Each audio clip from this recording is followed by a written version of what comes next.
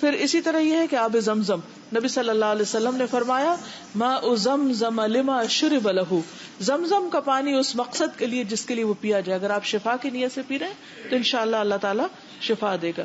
آپ صلی اللہ علیہ وسلم نے فرمایا روح زمین پر سب سے بہترین پانی زمزم ہے، یہ بھوکے کے لیے کھانا اور بیماری سے شفا ہے. ابو ذر غفاری کا واقعہ آپ کو یاد ہے نا کہ وہ کئی دن زمزم پی کر زندہ رہے تھے جب وہ چھپے ہوئے تھے.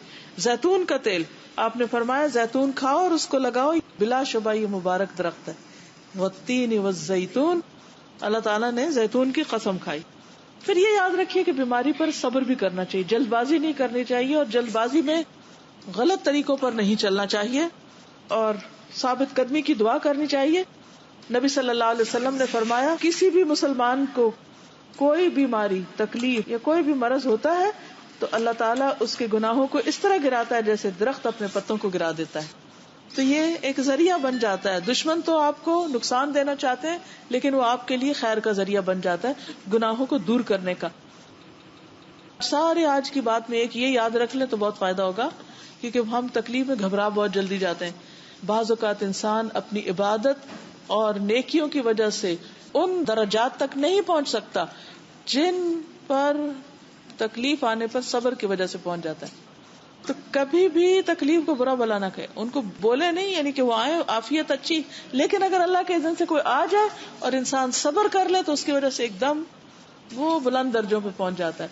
اور قیامت کے دن جن کو تکلیفیں پہنچیں گے اور انہوں نے صبر کیا ہوگا ان کو جو اجر ملے گا بے حساب، انما یوفی الصابرون اجرہم بغیر حساب. تو ان کا اجر دیکھ کر دوسرے لوگ کہیں کہ کاش دنیا میں ہماری اسکن کینچے سے کاٹی جاتی، ہم صبر کرتے اور اسی قسم کا اجر پاتے.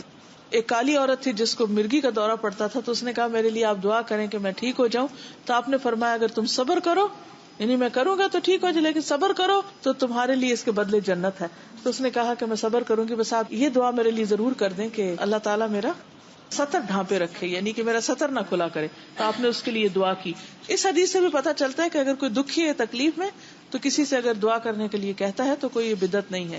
پھر اسی طرح بیری کے پتوں سے علاج، بیری کے 7 پتے لے کر 2 پتھروں کے درمیان کوٹ لیں، پانی میں ملا دیں اور اس پر آیت الکرسی اور قل هو اللہ وغیرہ پڑھ کے 3 گھونٹ اس میں سے پی لیں اور باقی کو جسم پر بہا لیں، تو انشاءاللہ اس سے بھی اثرات دور ہوں گے. فتح الباری میں اس طریقے کو بتایا گیا. لیکن شعبدہ بازوں کے پاس اور عاملوں کے پاس جا کر غلط طریقوں سے علاج نہیں کرنا چاہیے. حرام چیزوں کے ساتھ علاج نہیں کرنا چاہیے، تو حرام چیز پی کے یا کھا کے. اور جادو کا علاج جادو سے کرانا جو ہے، یا کاہنوں کے پاس جانا، عراف کے پاس جانا، یہ پتہ لگانے کی کوشش کرنا اچھا کس نے کیا ہے، کیا ہوا، اور وہ غلط باتیں بتاتے، اپنے بہن بھائیوں کے نام بتا کے لڑائی ڈلوا دیتے. اتنا تو جادو سے نقصان نہ ہوا جتنا غیب کا علم معلوم کرنے سے نقصان ہوا اور انسان کا ایمان گیا. تو ایسی چیزوں سے رکنا چاہیے. پھر اسی طرح نبی صلی اللہ علیہ وسلم نے فرمایا میری امت کے 70,000 لوگ بلا حساب جنت میں داخل ہوں گے. یہ وہ لوگ ہیں جو نہ جھاڑ پھونک کرواتے ہیں نہ فال لیتے ہیں، بلکہ اپنے رب پر بھروسہ کرتے ہیں. ایسے کاہنوں، نجومیوں، عرافوں کے پاس نہیں جانا چاہیے، کیونکہ ان کے پاس جانے سے نبی صلی اللہ علیہ وسلم نے فرمایا جس نے کسی نجومی کے پاس جا کر اس سے کسی چیز کے بارے میں سوال کیا کہ مثلا مجھ پہ کس نے جادو کیا، اس کی 40 رات کی نمازیں قبول نہ ہوں. نبی صلی اللہ علیہ وسلم نے فرمایا جو کسی کاہن یا نجومی کے پاس جائے اور اس کی باتوں کی تصدیق کرے کہ ہاں ہاں بالکل ایسے ہی کہ جو آپ بتا رہے ہیں صحیح کہہ رہے ہیں، تو گویا اس نے محمد صلی اللہ علیہ وسلم پر نازل ہونے والی شریعت سے کفر کیا. اللہ تعالی ہم سب کی حفاظت فرمائے ایسے تمام شر سے اور شرارتوں سے. لیکن یہ ہے کہ خاص طور پر ہمیں اللہ تعالی کی حفاظت میں رہنے کے لیے اللہ کی طرف رجوع کرنا چاہیے. آپ ان اذکار کی صبح و شام خود بھی پابندی کیجیے اور دوسروں کو بھی پڑھنے کے لیے کہیے. اللہ تعالی ہم سب کو ہر طرح کی ناگہانی مصیبتوں، پریشانیوں اور ہر طرح کے خوف سے نجات عطا فرمائے. آپ سب کے لیے دعائیں اور نیک تمنائیں. السلام علیکم ورحمۃ اللہ وبرکاتہ.